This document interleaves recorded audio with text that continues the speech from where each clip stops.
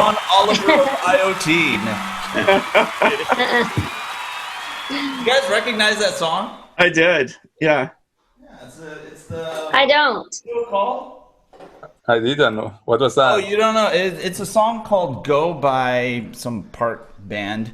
It's the theme song to the John Oliver show, the last week's Tonight, whatever, on HBO. Yeah. Oh, that's why I don't have HBO. Why? Because Dish Network doesn't have HBO. Oh. Really? They haven't. They never renewed, or they were in a fight, and then it's been, I think, almost 2 years. So if you want HBO, you have to go get your own like separate stream for it. Wow. Stupid. Oh, yeah. In 5G. First world problem. I know, right? Well, Yeah. hey, welcome back, Stephanie and Rick. Hey, to have you back. Oh my God, it's been so long. Good to be here. Missed you all. Oh, we missed you. It's you guys, man. Yeah, we didn't have our antagonist. Make up for lost time if I can. Yeah, you didn't have our antagonist to shake things up. So, anyways, great to have you back. Thanks. So today, we're we're going to talk about blockchain, right? We're going to give you and Stephanie an opportunity to throw a Bandini Mountain on top of it, or not. I'm a pragmatist, but Yeah. So tell us. well, What do you think? I mean, really, I think we've already seen like you follow the money, right? The investment money into this space is largely dried up, which is a big sign, right? Yeah. But, But wait, Rick. Let me trigger you. Let me trigger you, dude. Please. Okay? Blockchain will save the world. It's course it will. the best. It will, and it cure male pattern baldness, eliminate the effects of gravity, all these wonderful things. But here's Maybe the one, Mars, huh? right? Here's the one that gets me. This whole fundamental thing about blockchain and trust, right? Trust is a human thing. It's not a technology. We can trust that it moves the data, but it's the classic case of garbage in, garbage out, right? Just because some piece of bad data, someone faked a shipping document or a financial transaction and puts it on the wire, blockchain doesn't make that magically right. It doesn't correct it. It doesn't validate it, right? Yeah. Things around that have to do it. But there are some. Let's face it. Distributed shared data storage, multi-party ownership. That's awesome, right? The idea that we can have these open data marts and a immutable, history of things. It's fantastic. The question is whether we're there yet, like with the technology. And we talk about some great applications in like healthcare. You could have all your patient records and all. This is the little piece of data I wanted to share with you. I was looking into what's the cost. Hey, David. What's up, man? Hey, Dave. To store, what's the cost to store a gigabyte on Ethereum? Take a shot, Well, let's start with on most cloud vendors, it's 15 cents a month. So it's $1 a year, let's say. Okay. $2 a year. On Ethereum, depending on the price of Ethereum gas, you're looking at about $5 million to $15 million to store a gigabyte. No way. Isn't that nuts? Isn't that insane, right? So it's just so there's something so fundamentally flawed for storing rich data, right?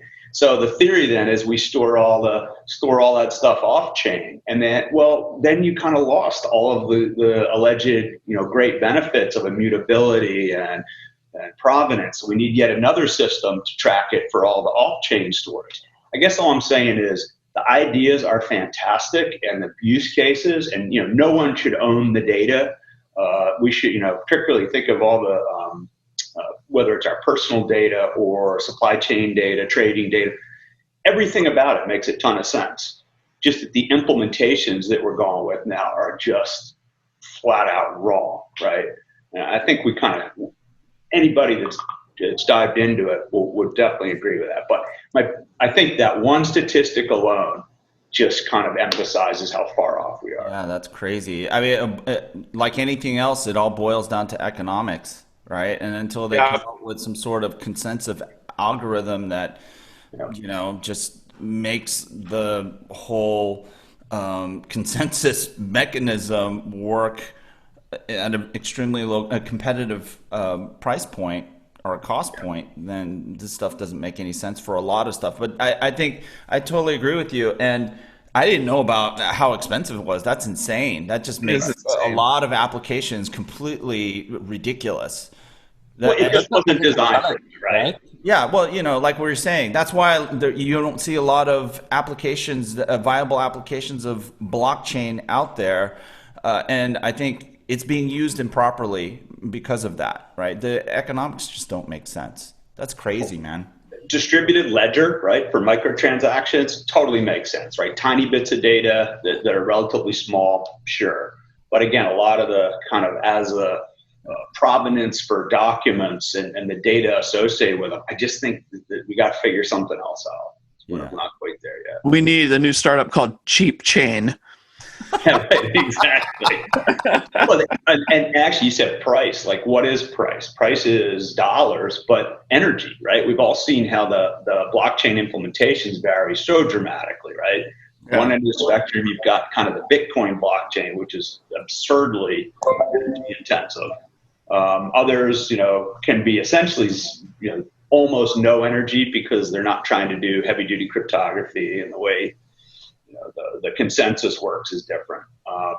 And there's also a whole bunch of dramatically different approaches on how they, some are basically built on top of a traditional data store. They kind of hide that magic behind the scenes. Right. The question is, who should own them, right? There's the anonymous blockchains, and they serve their purpose for,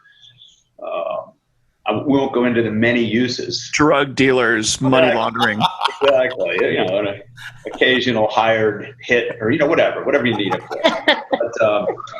But TikTok. It's true, right?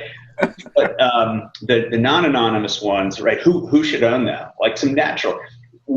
Should it be like distributed among the ERP vendors? Are the keepers of the the supply chain data, the cloud vendors? And I don't know who should be the participants in that. But it's gonna, it's also going to be enough cost and infrastructure required that like not every little company can afford to have their own node and their own replicant of the entire network.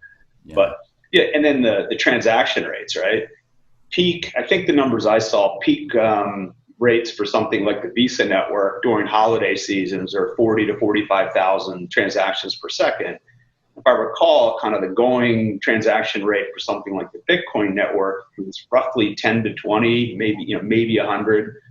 Sure, there's some room for improvement. Yeah. So again, many orders of magnitude off being viable for that. Right.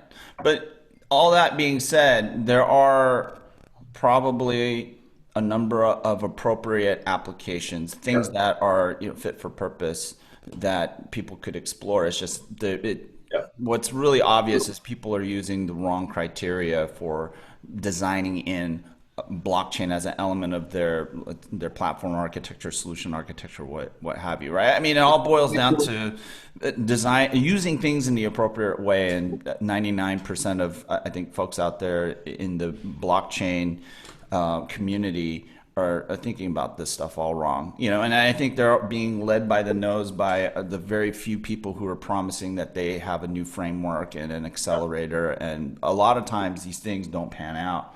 You have, during the ICO boom, you had a lot of money chasing these companies, right? That promised to have a new way that can double or triple the speed of their blockchain transactions and stuff like that. And they all that was all vapor. Well, I don't know about you, but my visceral response whenever a startup issued a token was like the scam alert, that goes on. Totally. Goes up to 11. I mean, our new blockchain appliance is going to have a USB-C connectable nuclear reactor to power it. Well, then power becomes non-issue, right? Exactly. That's the solution. Anybody want to say anything nice about blockchain?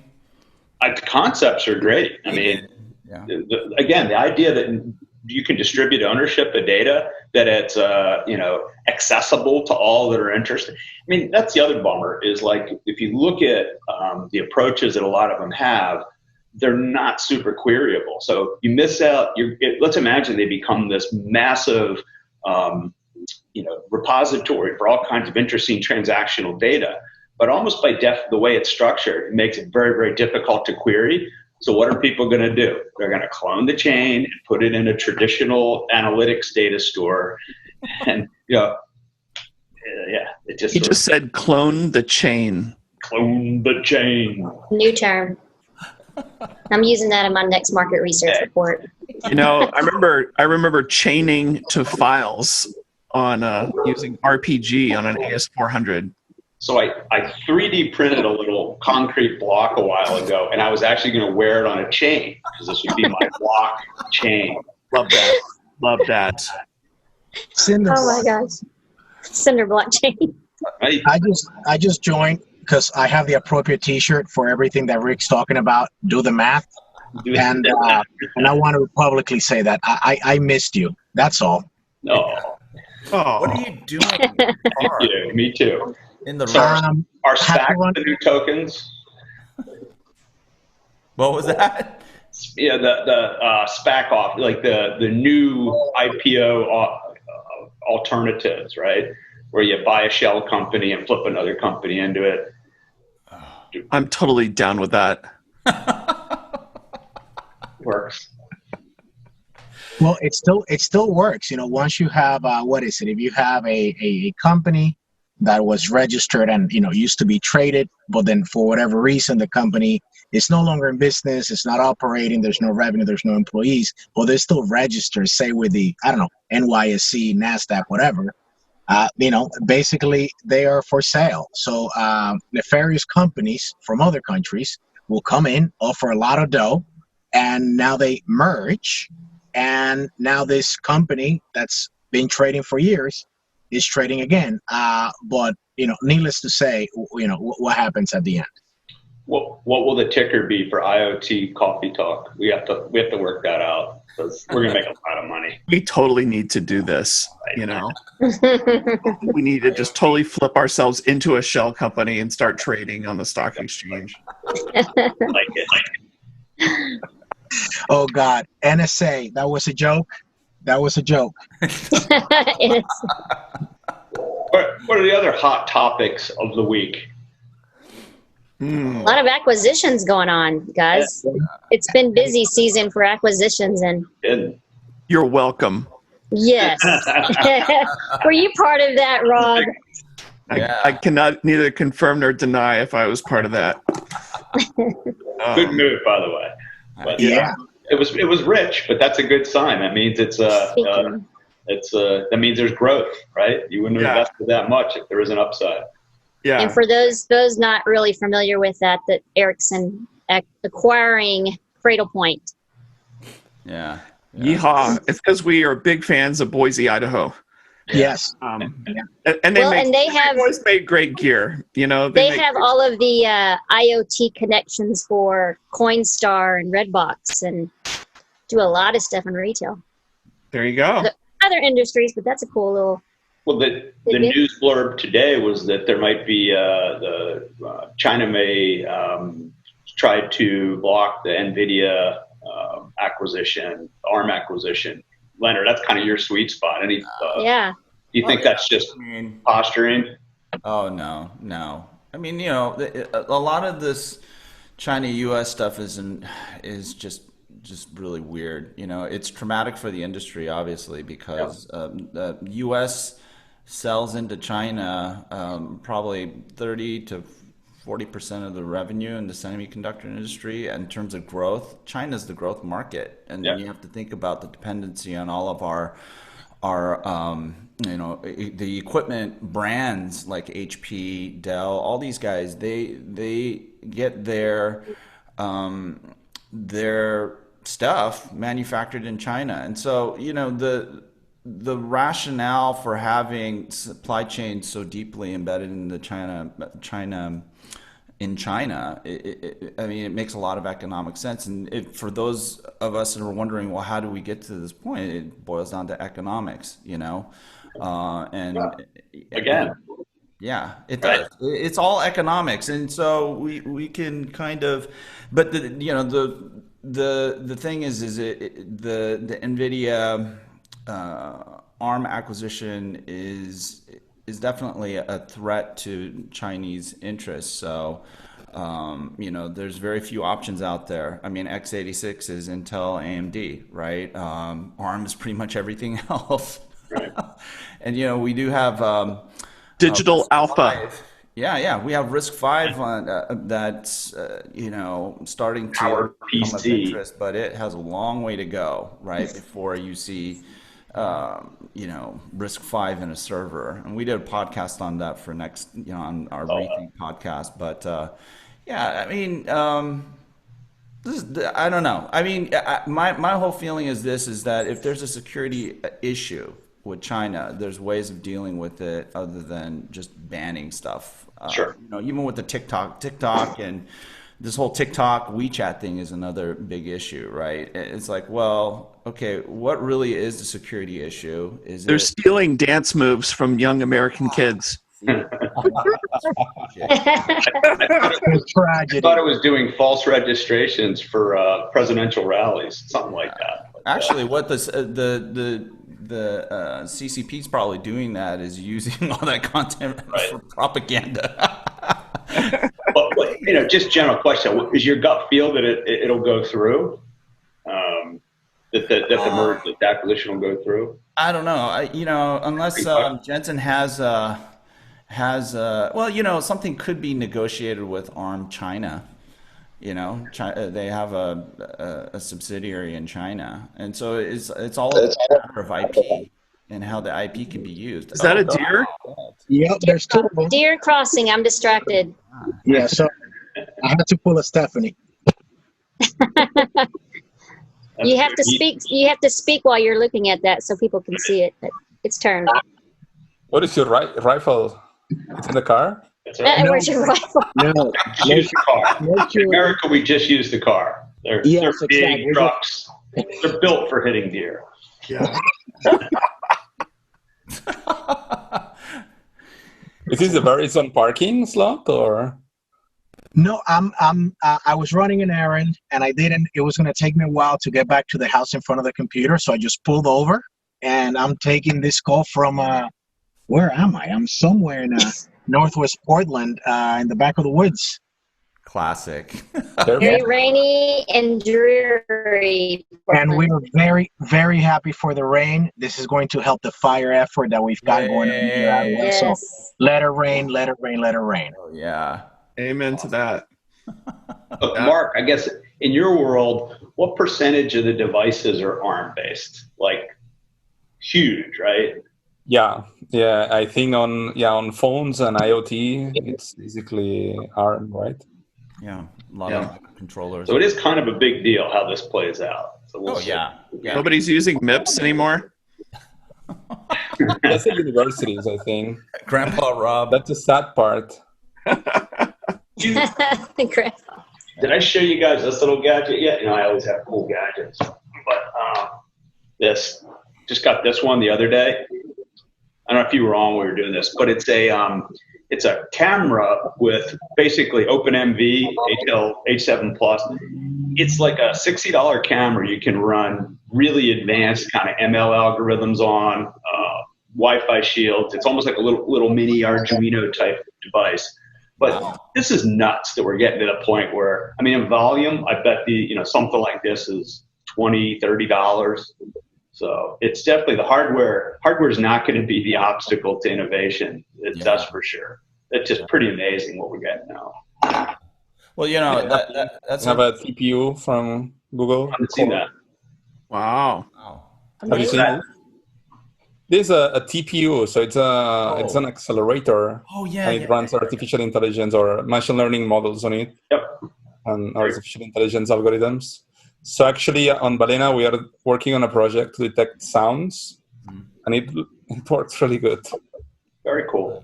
Cool. I guess that's the point. Is like it's all this stuff. I know we were talking about innovation today, but like the building blocks that we have are good.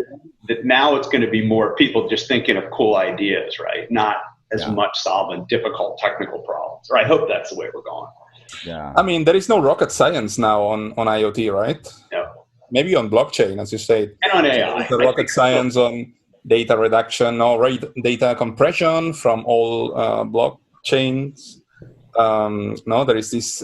There are real challenges, but on IoT, I think the real challenge just it's a business challenge. How about the AI stuff? You think that's getting easier? Absolutely, yeah. I actually a couple of weeks ago I played a lot with Edge Impulse, but I also had the chance to play with Always AI and other machine learning systems, Microsoft Azure ML, etc. And yeah, it's really easy to build machine learning models and play with neural networks to make them learn something and then classify or make kind of intelligent stuff in a really simple way in 30 minutes at home with a mobile phone and a computer. Well, yeah, they also have that whole TinyML. Have you bumped into TinyML? Have you guys been looking at? That's the foundation of what the Edge Impulse stuff is all TinyML. Oh, definitely targeted at microcontrollers. Yeah. We can run it on anything. Yeah, our research at Ericsson's been doing a lot of TinyML stuff now for the last year. It's pretty cool. Yeah, that's interesting part that it brings the machine learning as well in microcontrollers. Actually, the example that I made with Edge Impulse was the first one that was running on a Raspberry Pi. So imagine, they have been working with a lot of microcontrollers, but then we are the first one with a board with a processor. Mark, so at what point do you decide to, stick to ML because you're doing the thing with the color of your socks? Do they match, right? And how you build that versus... I could use that, by the way. There you got a customer. So at what point do you decide, for this classification effort, machine learning, is simple enough that will do the work versus do I want to invest time and resources in automating and going AI? Are we back to then that business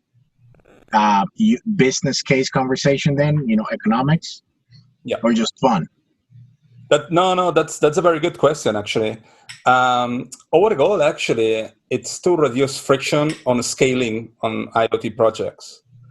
And for that, what we are doing is we are working on projects and try to bring examples into the developers community to help the developers or companies to help them to scale with the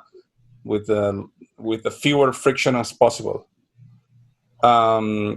So this is one of the ideas. Now we are working a lot on I'm personally working a lot on connectivity, and so how to help companies that have a fleet of connectivity devices and how to scale that easily.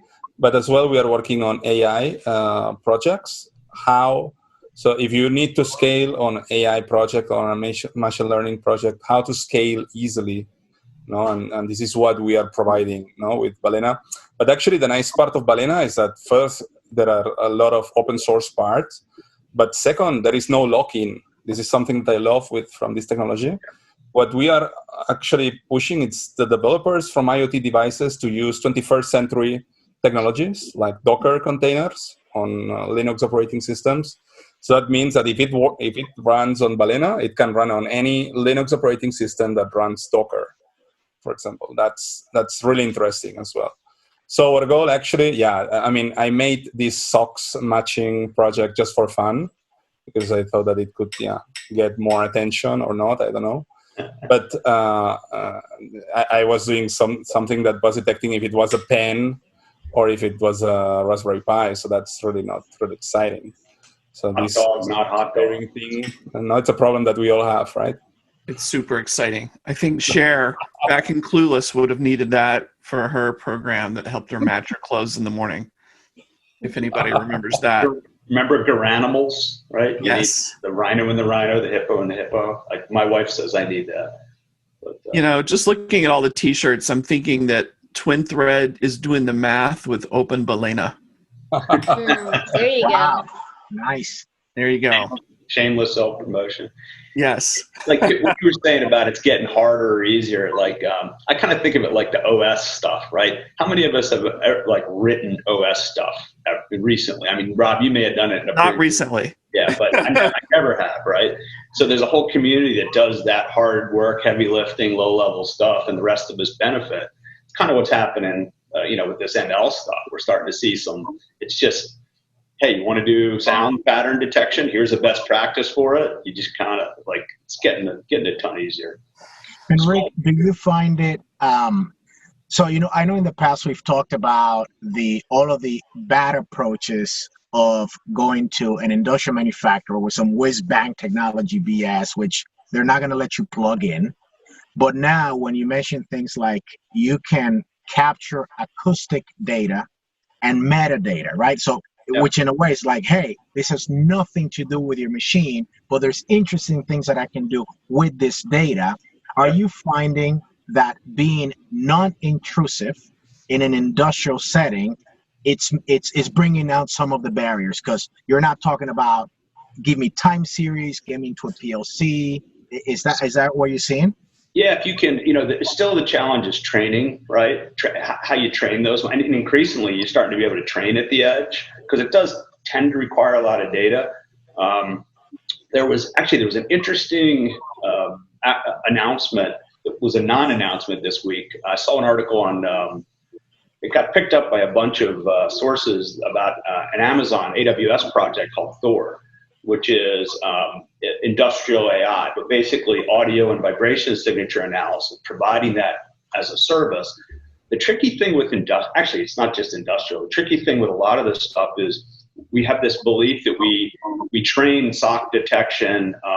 You can train SOC detection once and it'll work everywhere, or if you want to train to detect a quality fault. Problem is the lighting, the background noise. Everything's different in each use case.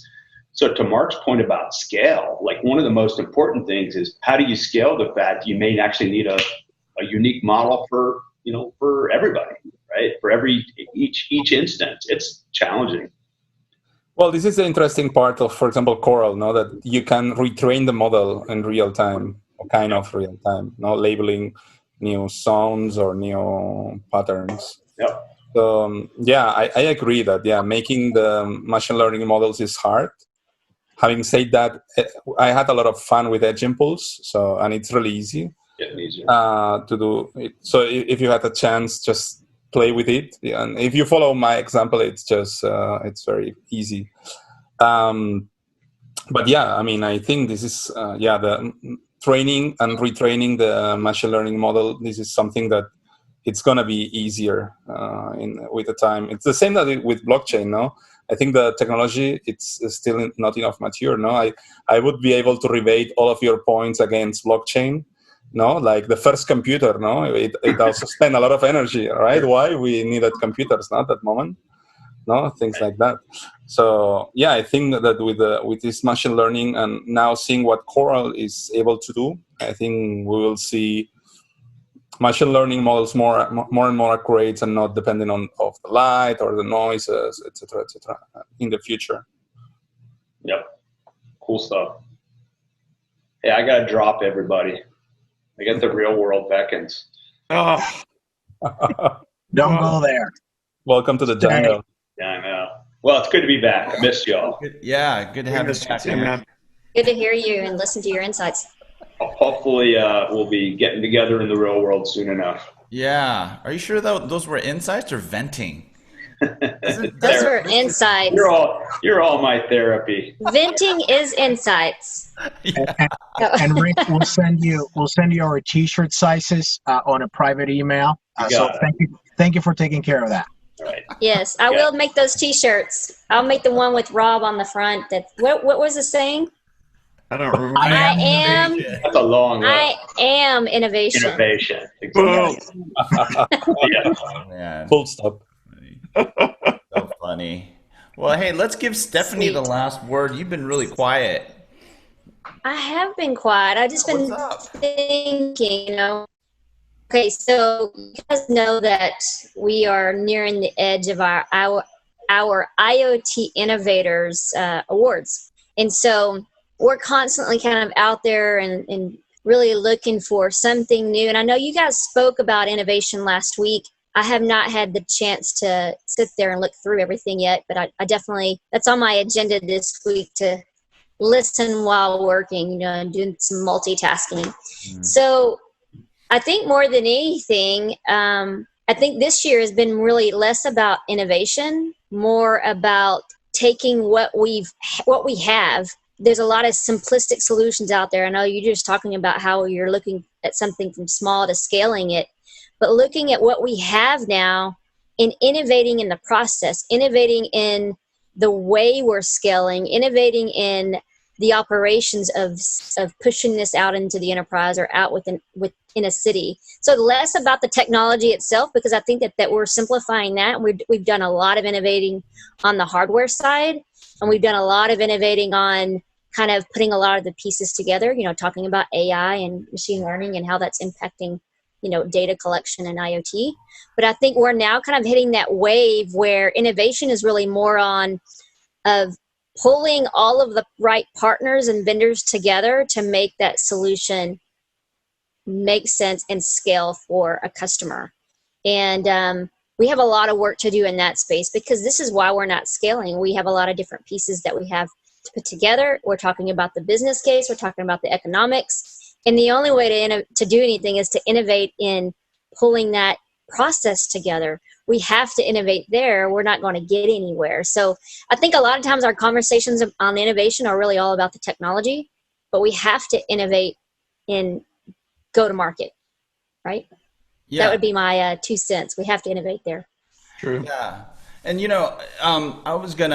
I did listen back on our conversation that we had last week, Rob, on the topic of innovation. I was thinking that you hear innovation all the time, but most of what we really need to focus on is just applying the technology. And I think there's a difference between applied, and that's why I wanted to bring that up, Stephanie, the topic of innovation again, is because we see it all the time, whether it's on CNBC or Bloomberg or some article from strategy management consulting firm or HBS. You always hear about innovation, but most of what we do is not innovation. It's just applying technologies. And I think one of the things that we're doing is bridging sort of this knowledge gap. And I'm bringing this up a lot more now. You can't innovate unless you know what's available. You understand technologies that you can apply. But most of us are going to be applying technology. Innovation, I think, is a special exercise. And we hear we see a lot of articles about how you need to be an innovative company, you need to be agile. Well, that's not necessarily true. There's certain aspects of your business that don't need to be innovative. They just need to be great at execution, and scaling and doing all these other things. And yeah, sure, there's some innovation that can happen on that front, but anyways, this might be a topic. Well, and that might even be why. I think that those that are really pushing the needle very quickly are the startups, are the smaller companies, are the ones that grew from nothing to big. Yeah. Cradlepoint, it was one of those, right? You just didn't hear about them 8 years ago. You didn't really hear about them 10 years ago. So that's, I think, what's crazy is that you don't have to innovate within your own company. You may even be able to innovate by acquiring a small startup or a fastly growing company that's been innovating for quite some time, and they're doing it and doing it well, and they know that piece of the industry. Let's not call M&A innovation, though. No, not the M&A part, but I'm saying you are acquiring the innovation from some third party. Yeah. There's a great quote about this, though, from a long time ago. I don't know if anybody remembers Bill Joy from Sun Microsystems. Anyway, as things were getting towards the end of life for Sun, before they, ultimately did an asset sale to Oracle, Bill Joy just says innovation happens elsewhere. And it was kind of a jaded view. It was kind of depressing. You're kind of getting to the end of the run for Sun, which had a great run. But it was kind of to your point, Stephanie. All the innovation was happening in these little startups that were all over the place, and these big companies were so burdened by their bureaucracy and their gears and everything that they just struggled to innovate the way a startup could. They and that extreme innovation, like if you ever read Peter Thiel's book 0 to 1, I mean, just kind of like our conversation last week, Leonard, where it was extreme innovation where we had to invent everything from scratch across domains, across embedded systems, across inventing wireless data technologies, inventing everything. Whereas today it's just like, grab the technology off the shelf and, do a little bit, right? Yeah. I've always been a believer in most of that stuff's always coming from startups. It's hard to do it inside a big company. Yeah. We try. But also, on that vein, Rob, I think there are a lot of companies that are doing a repeatable process very, very well, very, very efficient. Margins are great, product quality is high, and they're doing business because they're good at being in business. Yeah. And sometimes it's this like, well, where are you innovating? Yeah. Where it's like, but hold on, like, did you see my quarterly earnings? I mean, like, we're really smart people. We have, a lot of new thinking, but, sometimes you get that force of like, and it's a market thing, what are the top innovative companies in domain X? And then we get to debate again of what's innovation versus iteration. Yeah. What's product innovation versus commercial innovation, which is very different. One of my favorite commercial innovations are performance-based contracts, which you see in some industries. Hey, I'm going to sell you this, and it's going to work this way, because if it doesn't work this way, think of it like an SLA on steroids.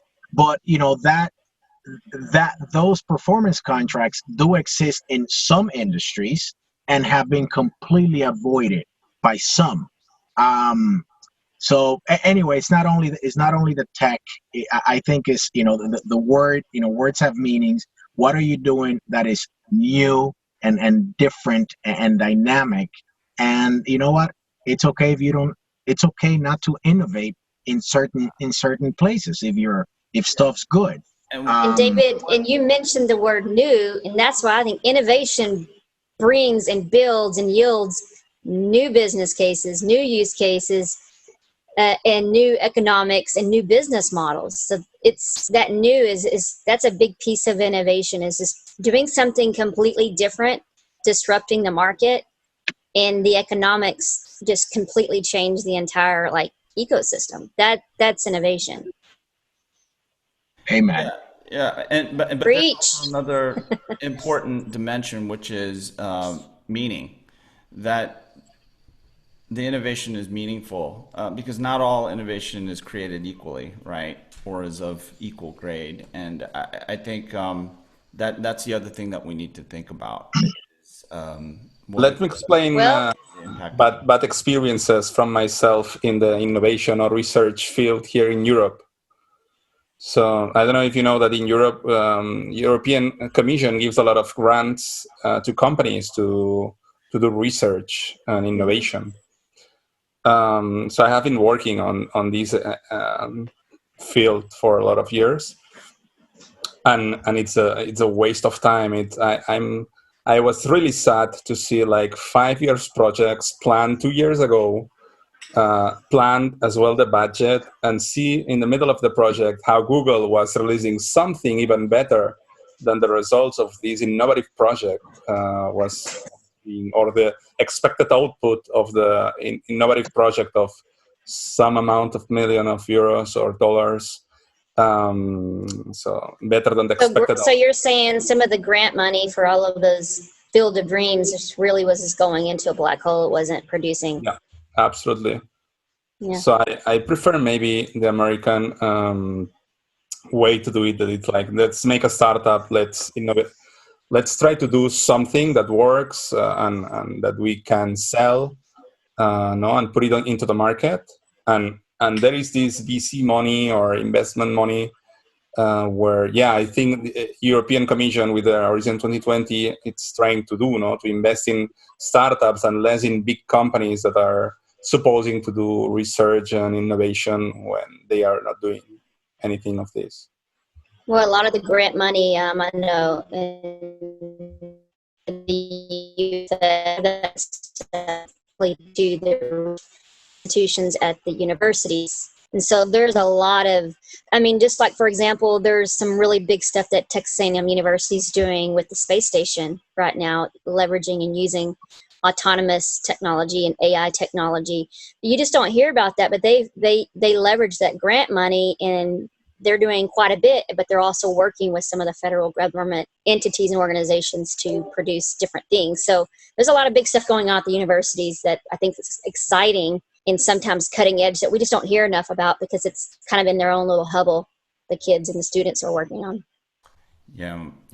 It's usually at the level of the science, and that's now kind of forming into a technology. So it's usually something that's pretty obscure for the layperson to understand the value of, right? Because it's literally at the scientific discovery level, right? These guys are trying to they have this weird, physics equation, and they figured something out, and now they're working on actually building or defining and building the technology or forming the technology that could eventually become an application of some sort that will sell millions and billions, right? So, but I think we're up on our time. I'm out of coffee, so great conversation. I have no idea what we're going to call this episode. I figure it's going to start with blockchain. Hodgepodge. That's why I said it's called shit talk. We can't use that. IoT shit talk. I'll keep that in. Cut that out, please. Oh. This Southern girl does not speak. I'm a lady. I don't speak that way. I'm a lady. Okay. We have immutable evidence on a distributed ledger. Honestly, I cuss like a sailor, but who am I kidding? That is awesome. I love it. You're so gangster. Actually, Rob, do sailors curse that much? Why do they have to pin cursing on sailors? What about the rest of non-sailors? I love it. It's military in general. As I have to say, as a sailor, my wife cusses like 1,000 times more than I do. It's a ladies thing. It's just not even close. Yeah, I don't know. Yeah. And obviously, all of us sailors are all trying to keep up with Gary Vaynerchuk, dropping F-bombs every other word when he speaks in public. So it's tough. Struggle is real for us. Yikes. Yeah, I've never heard him speaking. On that note, thanks to our audience, our IoT Coffee Talk audience. We'll be back next week with another exciting episode. Hopefully we'll have a more clearly defined agenda. And until next week, take care, be safe, and be healthy. And like us on YouTube and subscribe. At www.iotcoffeetalk.com. Like us on TikTok. Oh my God. Oh. Wow. Woohoo. 20. Yeah. We're going. That's maybe what we'll call this episode. Bye, guys. Blockchain strikes back. Bye. Bye.